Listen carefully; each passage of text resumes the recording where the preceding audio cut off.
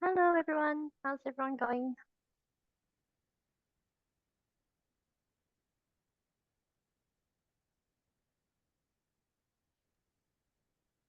Hi everyone, thanks for Good evening.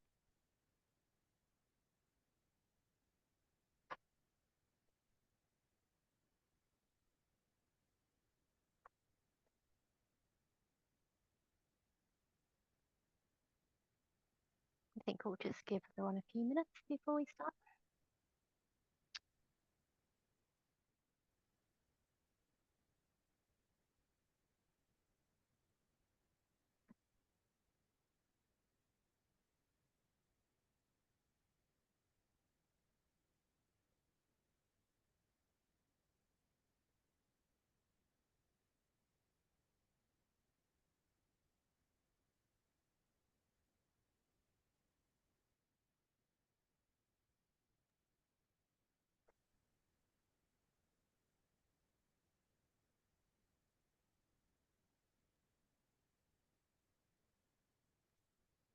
So, as we've just popped in chat, we're just going to give everyone a chance to file into this evening's webinar. So, a lot of people are saying hello in the webinar chat. There was one message asking why they couldn't hear themselves speak. Attendees will not be able to unmute themselves in this webinar. Sorry about that, but do feel free to get involved in the chat. And we'll give it a few more minutes. But if everyone wanted to jump in the chat, say hello, and maybe tell us where you're tuning in from tonight. We're all based in Melbourne, but I am in Queensland tonight.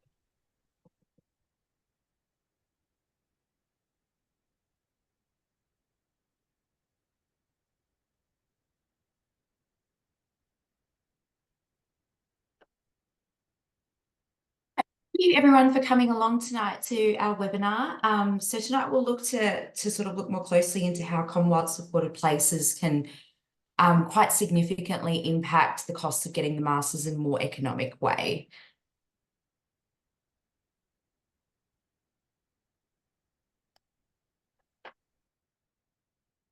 All right, we'll get started. So we're in direct, for people who aren't already aware, we're in direct partnership with Sturt University, where we offer a handful of very niche, mainly IT postgraduate courses from graduate certificate level through to masters that are industry-led, where Sturt Uni sort of look after the half academic subjects within these courses, and IT masters look after the industry subjects. So these first four courses that are in bold are our Commonwealth Supported Places courses that are eligible for the 71% discount. So those are our Graduate Certificate in Cybersecurity, our Graduate Certificate in Cloud Computing and Virtualization, our Graduate Certificate in Networking and Systems Admin, and our Graduate Certificate in Computing Career Transition. But we also have graduate certificates and master courses in project management, applied digital marketing, and business administration, computing with a number of specializations as well. So thanks, Nikki. So all our courses are accredited by CSP. So how to get there? So there are different pathways to meet eligibility into our postgraduate programs. You may or may not have done an undergraduate degree or TAFE qualifications, and that's okay as well. So obviously, if you have completed a bachelor's or postgraduate degree in any field, then you can apply into one of our graduate certificate or master's degree. If you don't have any of these university qualifications already, it's also possible to come through via relevant work experience. And I would say the majority of the students that I've spoken to have entered through this pathway and articulated to the masters if that's their plan. So the grad cert has 4 subjects if you start there. And if you wish to move to the masters, these 4 subjects will carry forward. The benefit of starting with a grad cert is the CSP subsidy that Nikki mentioned there, that's available for our Australian and New Zealand citizens or permanent residents while studying onshore and online for our upcoming intake, which starts in a fortnight's time. So I'll have a little chat about the CSP grad certs and what that entails. So at the moment, the government is subsidising part of the tuition fees, saving up to 71% off the course fees. So if you have been thinking about studying for some time, this is a great opportunity to take advantage of the subsidised courses and kickstart your studies. You'll also receive a further 10% alumni discount if you decide to take on the Masters afterwards. Can anyone also take a guess of how long it will take to attain a grad cert?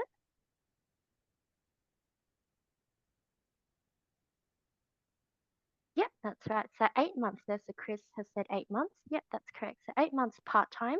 If you were studying 2 subjects per session, you'll be able to graduate with a grad cert in 8 months. Great, thank you. Next slide, please, Nikki. Thank you. So you can also shorten your studies and save on a bit more if you've completed some postgrad studies. We can assess your prior studies, and to be eligible for credits, we just need an 80% content match from your prior studies for CSP subject to be considered. If you're in this boat and have questions, feel free to reach out to me and I can have this personally assessed for you. Sana. So also we are in partnership with Australian Computer Society as well, ACS. So if you do have some work experience, while we don't directly address the work experience for credit, you can go through ACS where they will assess all of your experience and where you can become certified with them either at a technologist level or at a professional level. So we do recognise these certifications for credit that feeds back into our graduate certificate and master courses. So if you do the work experience assessment directly through ACS, which we can assist you with doing as well, and become certified at technologist level, then you would be eligible for 1 subject credit through an industry subject in the graduate certificate or master courses, as well as the professional level. Well, that will make you eligible for 2 subjects credits towards those courses as well. So there's more information via this link below, but let us know if you'd like to have a chat with ACS directly and we can facilitate that conversation with you there as well. Yeah.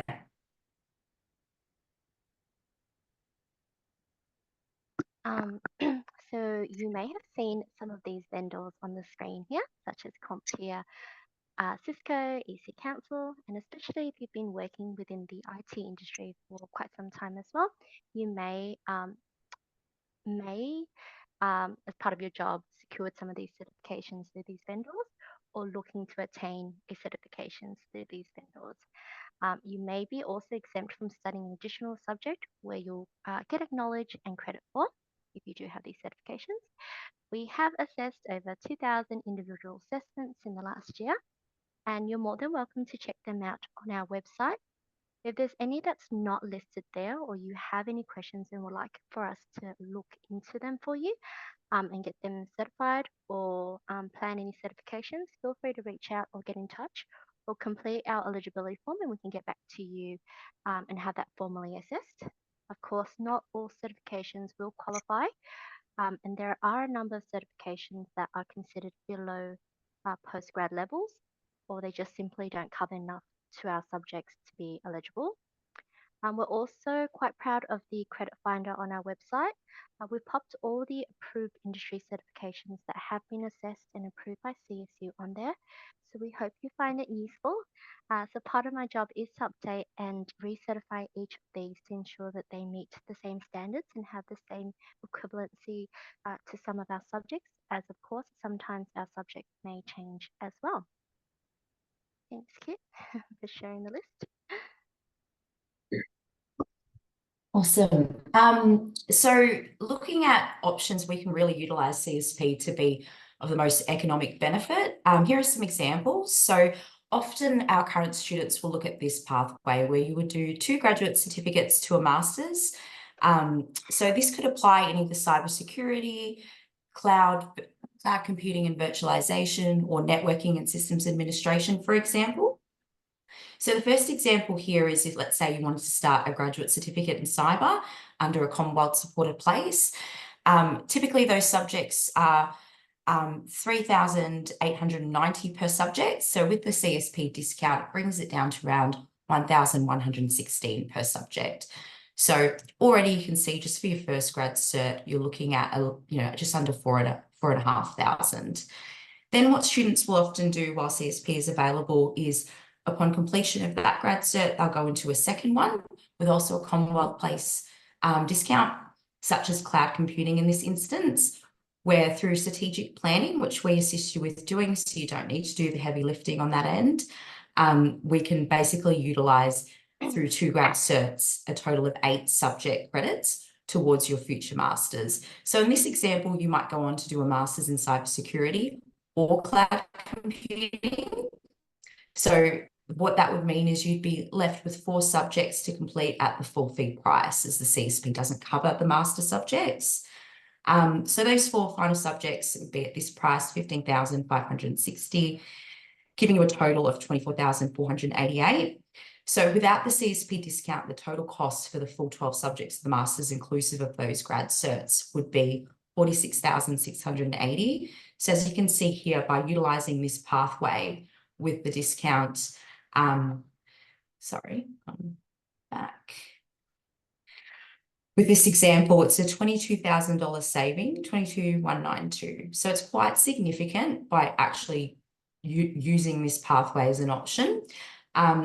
Just to note, it's the same amount of study. So if you were to go on to get your master's in cyber or cloud, for example, it's still a 12 subject master's.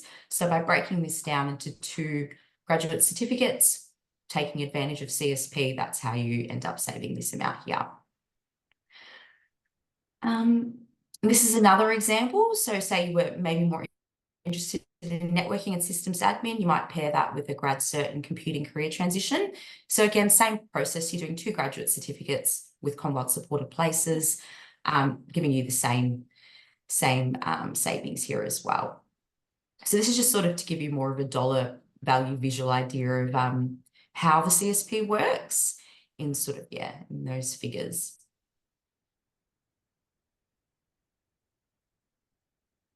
Thanks, Nikki. So fees and funding options.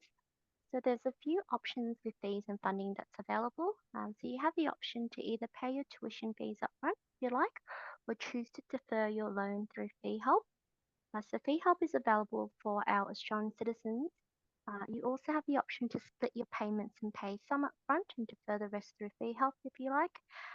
Just keep in mind credits can be applied at any time during your studies.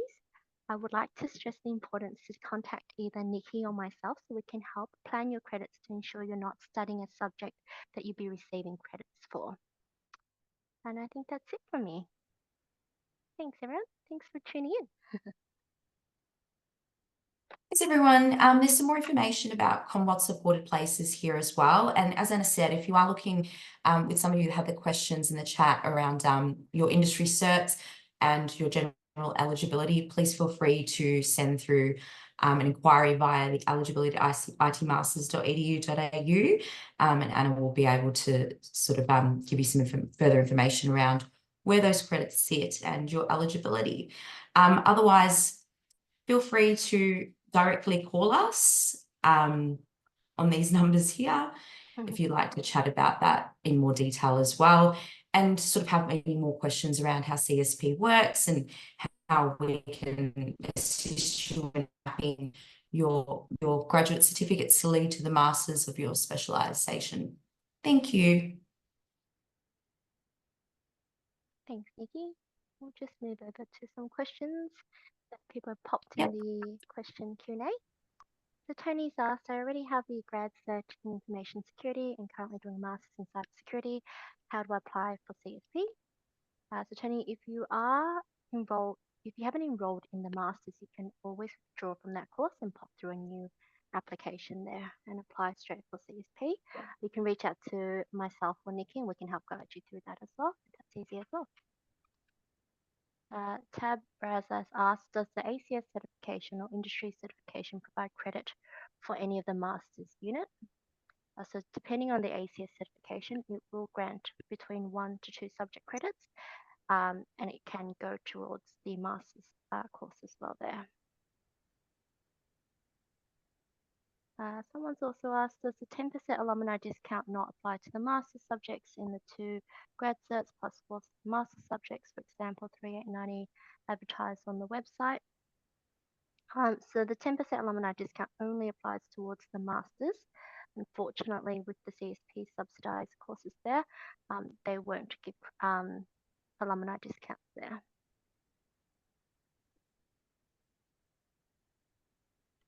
Someone's also asked, am I eligible for, just going through, am I also eligible for CSP grad cert and computing career transition, even if I've already worked in the IT industry? Yes, you'll be eligible for that course there. Chris has asked, does CSP discount only apply to HEC debt or apply to both upfront and fee help as well? So yes, CSP can be used towards your HEC debt, and you can either use that to pay upfront or defer that through to fee help. Someone's asked, does the short courses through ITM count towards credit? Yes, it does count towards credit. So completing any 3 of our free online short courses will give you credit, and that would sit against the Group B industry electives there.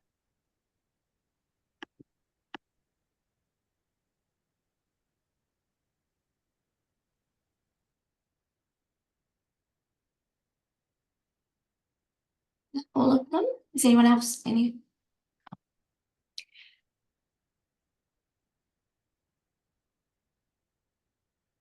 Someone's asked, will the 4 subjects remaining after completing the 2 grad certs? Yes, the 10% discount does apply to the 4 remaining subjects.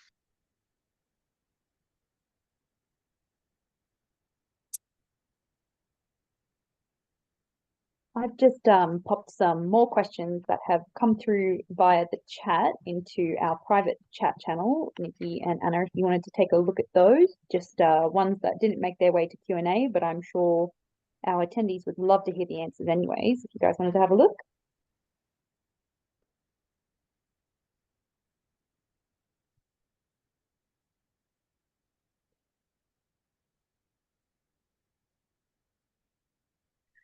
Okay, so in order to minimize costs, are we allowed to study 3 to 4 different grad certs and get up to 9 or 10 exemptions out of 12 subjects of a master's degree? So as part of this pathway, you would only do 2 graduate certificates and then go on to do your master's. There are rules and university policy around credits. So realistically, what we're suggesting you do is start with a graduate certificate in your specialized or your preferred masters that you're looking to go on to get, such as, for example, if you're doing cybersecurity. And then when you go on to your second graduate certificate, those subjects will count towards the credit limit, whereas your first graduate certificate in your articulated set, if you are going from cyber to a master's in cyber, for example, won't. So that's where those rules sort of come into play. So yeah, it is important that you sort of finish the same articulated set as the one that you start. And whether that be, you know, one specialization from one grad cert or the second, as long as it's sort of following that pathway. So in short, no, you wouldn't do more than 2 graduate certificates and then go on to the masters. You would do 3 or 4. That wouldn't really work out well for credits and things like that.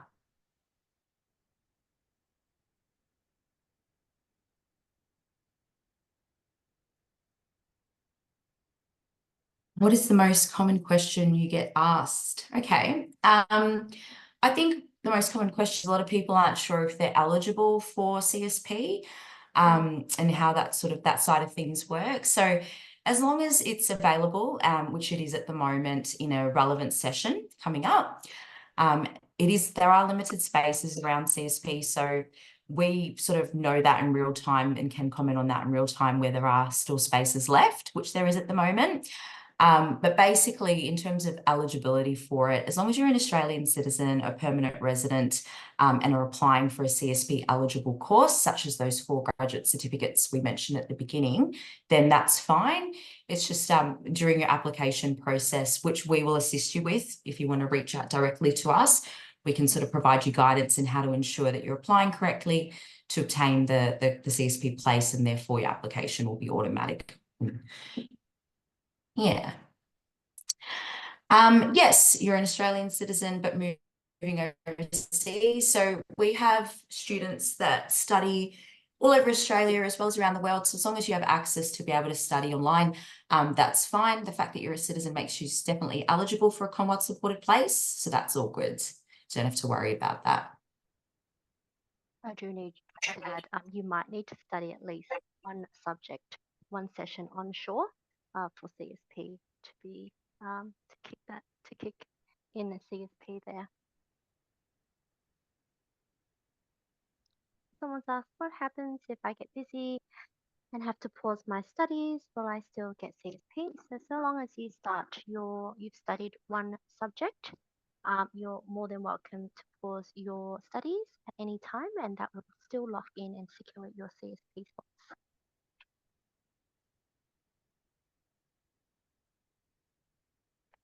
We get credit for a certificate 4 in cybersecurity. So typically not, because Cert 4 usually meets a sort of vocational level of study. So the learning outcomes don't match postgraduate learning outcomes, such as a graduate certificate or master's. So no, it would be unlikely that you'd receive credit from a Cert 4 to a grad cert.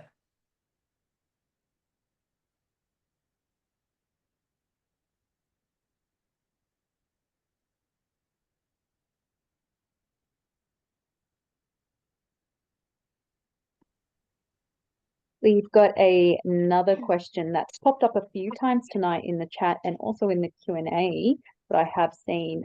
Just a few attendees asking whether or not the recording of this webinar will be available tomorrow. We definitely will be uploading this webinar. We will be uploading it not only on our YouTube channel, we'll be uploading it on our website as well. And if there is particular interest, we can definitely email it out to people as well. So if you are interested in receiving an email for this one, you can definitely get in contact with us at info@itmasters.edu.au. And if you didn't see it, I'll pop it in the chat again. There is a link that I am sharing for anybody who's interested in studying in the upcoming session. You can head to our website and fill in our contact us form. We've got a few more questions that have just popped into the Q&A. We still have time for questions, so please keep those questions coming. I will pass one of these over to Anna and Nikki. There is one here that's quite good. Is there a 10-year limit for previous study? Yes. There is a 10-year cap, 10-year limit for previous studies to be considered as credit. If we're looking at that there. Okay, so in terms of the CSP being available in the second grad cert, we can't definitively say futuristically that it will always be available, but what we do know is that it is available for the remainder of this year. But as we sort of said before, it is limited spaces. So it is all dependent in real time how many applications come through and sort of fill those spaces. So what we always recommend is that you can apply for future sessions that are left of this year from this point on. So if you do want to secure the CSP, definitely just give us a call or send us an email and get in direct contact with us, and we can sort of have a chat with you about how your study planning would work to secure the CSP. But as Anna said, as long as you're completing one subject in your first session of study successfully, that will secure the CSP for the remainder of the other subjects in the course of the remaining 3 after that. But reach out to us directly so we can have a chat with you about, mapping out that plan, because there's some creative ways that we can go about it to secure CSP across 2 courses, depending on what your study needs and availability is at the moment as well, or in the remaining of this year.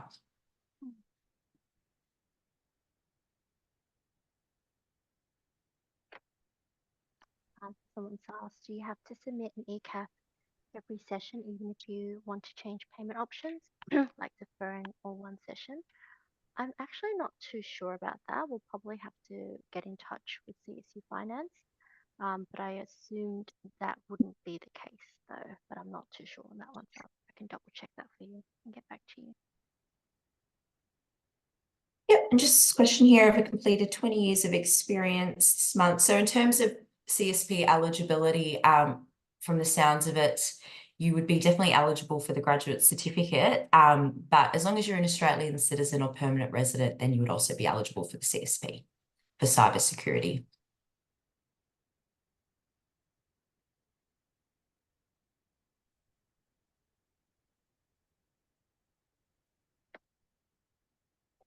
I think there is a few more questions that I have just popped into our personal chat.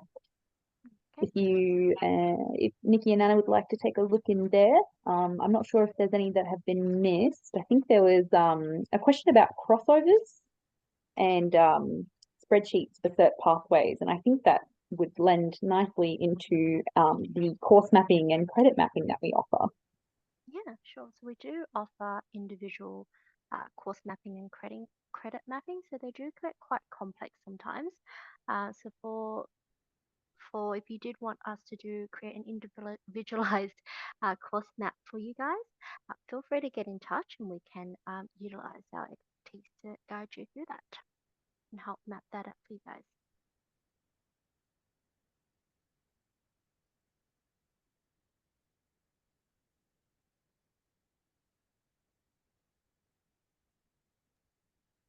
Got another question in the Q&A.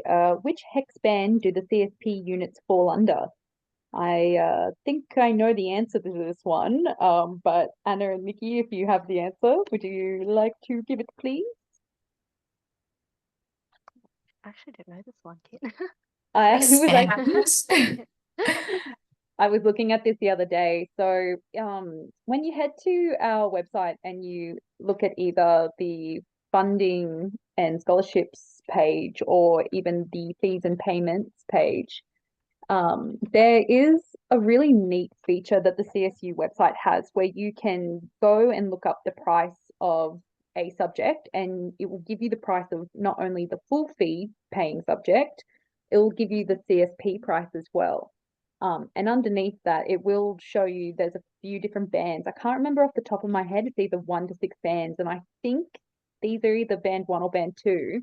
But if we look for another question for Anna and Nikki to answer, I can go and find that and share that link in the chat. I think, sorry. So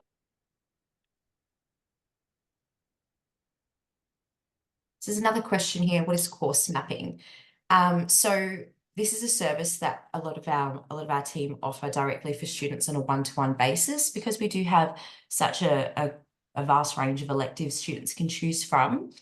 Often everyone will have quite a unique study plan.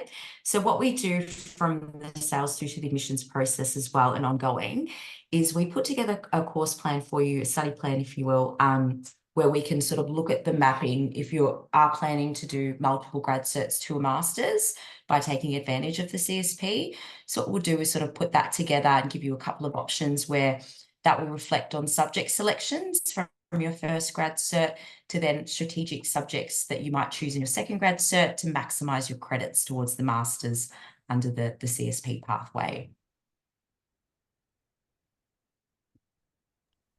Yeah, and there's definitely a fair few people who end up doing a few grad certs and then going on to masters as well. In the meantime, I did actually find the website I was referring to with the Charles Sturt University CSP fees calculator, and I am able to confirm most of the subjects in our courses are band 2. That information might be helpful to some, unhelpful to others, but it's there if you need it.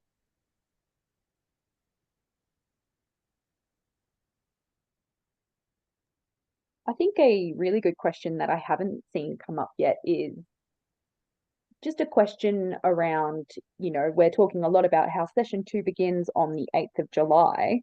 How long do people have to get an application in if they wanted to study?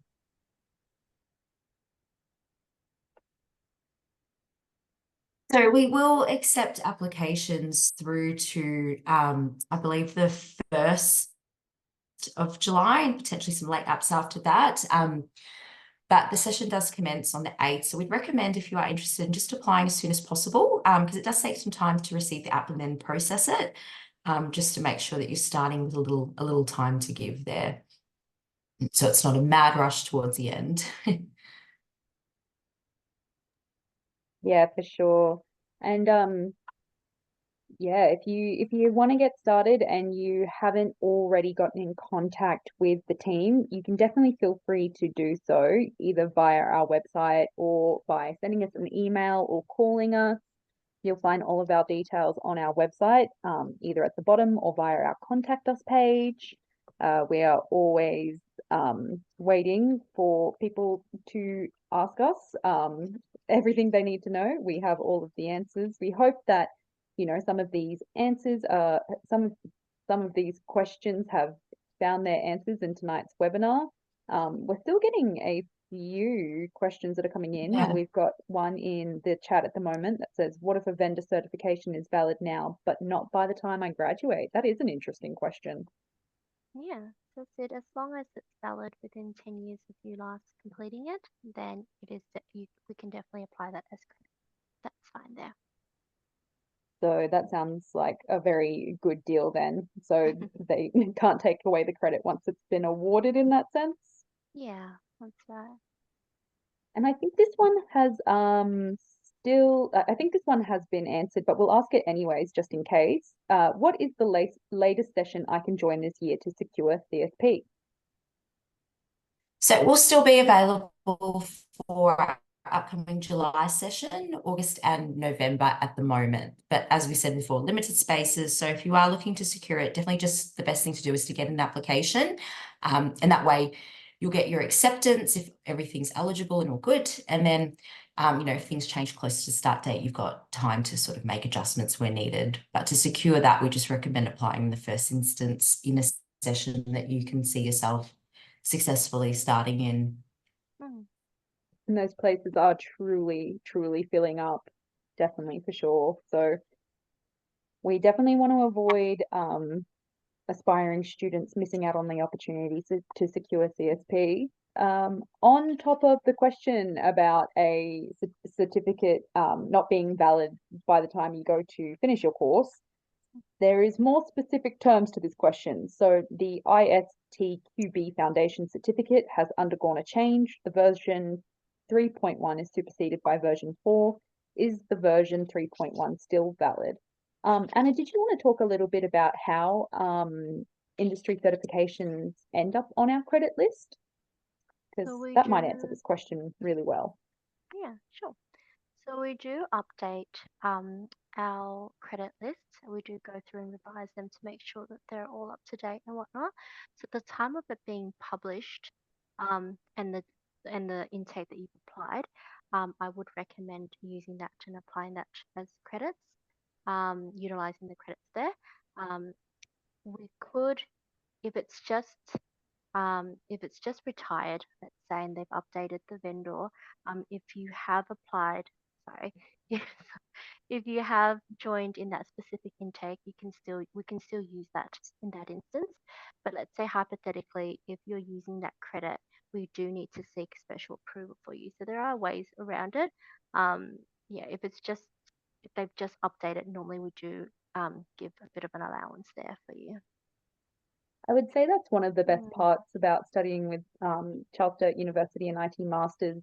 Sometimes it can be really difficult to, you know, have these conversations with the university, and that's where IT Masters comes in and has that conversation with the university on our students' behalf, constantly, you know, emailing the university just so that you guys don't have to. We do have a few more questions, so I will ask them and then we might see about wrapping up this evening's session if we don't have too many more. So I'll start with one in the chat. When applying, will it cover all units, even if you're studying unit to unit, or will you need to reapply for each unit? So I'm guessing this is a situation where you've enrolled in CSP and you've completed your first subject. Do you have to re-enroll to get CSP for your next subject? No, so that'll be so as long as you successfully complete one subject in your first session, that will secure the CSP discount across the whole course. So the remaining 3 subjects as well at that point in time. And the price is locked in, isn't it? So the To be first clear. session you start. Pardon? Yeah, so if you enroll, for example, in July's upcoming session with a Commonwealth Supported Place and successfully finish a subject in July, you'll have secured the CSP for the remaining subjects in the course and 2024's course fees pricing as well, because they do go up annually as per all universities do, sort of put their price up a little bit each year. So it just enables you to guarantee the discounted price across all 4 subjects in total, as well as this year's fee pricing as well. So if someone was to, you know, enroll in CSP for the July session, complete that one subject, and say for whatever reason they had to pause their studies and, you know, come back within a certain amount of time, they would still get the same rate that they would have been charged in that July session of this year. Yeah, that's correct. Yeah. That's correct. Yeah. So if you find that something pops up and you need a little bit of a break, or, you know, something unforeseen happens and you sort of go off for about 3 months or so, come back, it's still all secured for you, as long as you've completed one subject in your first session. Okay, cool. So I've got 2 more questions, and then I think that'll be everything today. So one of them is, how do we identify which 3 short courses to study to get a credit exemption for a particular course or subject? And if Nikki and Anna are happy with it, I can answer this one if you like. Yeah, sure. Take it away. Oh.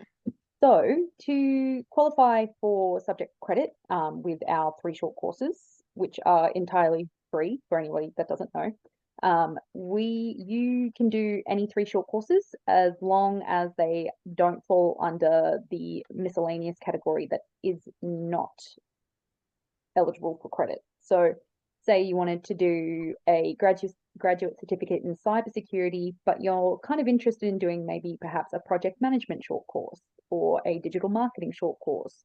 As long as they're 3 short courses and they're complete, you have the certificate, you'll qualify for short course credit.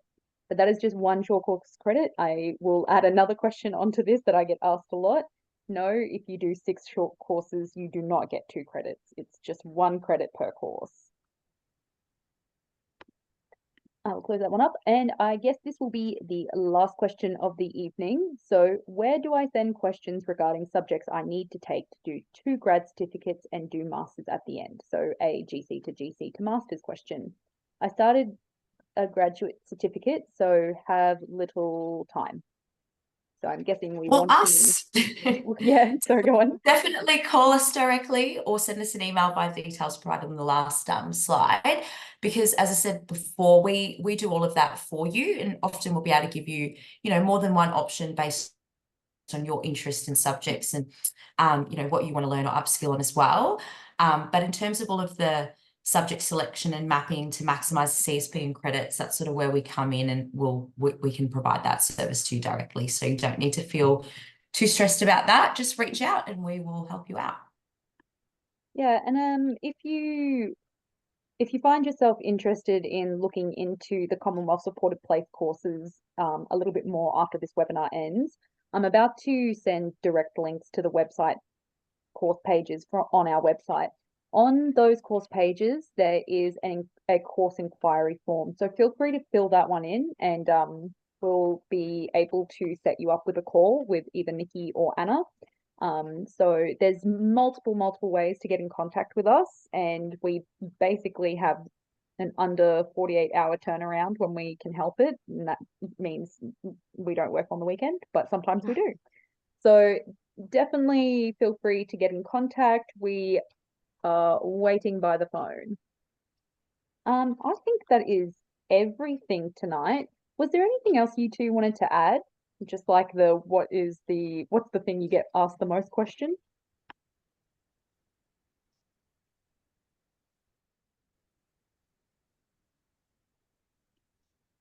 Nope, sounds good to me. Alrighty, well, thank you everyone for coming along to our webinar. Yes, this recording will be uploaded tomorrow, and it can be found both on our website and on our YouTube channel, which I do have a link to, and I will be sharing it right now. And before I go, let me not forget that I promised to share the links to those courses again that are eligible for short course credit. Bear with me 1 second whilst I do some very quick web page work here.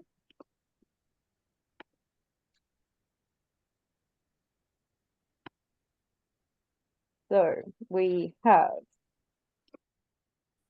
those courses again. We have the Graduate Certificate in Computing, Career Transition, a great course to take if you're someone who is interested in changing careers, or if you're someone who doesn't have any prior university degree. It is a great way to, you know, get into university without having to go and, you know, potentially spend 4 years doing a bachelor undergrad. And then we have our graduate certificate in cybersecurity, our graduate certificate in networking and systems administration, and our graduate certificate in cloud computing and virtualization as well. So all of those links are there. Again, you can find all of this information on our website. I don't have anything more to add tonight, so I think I will say thank you and good night, and leave it to Anna and Nikki to say their goodbyes too. Thanks, Kit. Thanks, everyone. Thanks, Kit. Thanks, everyone. Have a great evening. Thanks, everyone, for coming. Have a great night. Thanks again. Bye all. Bye, everyone.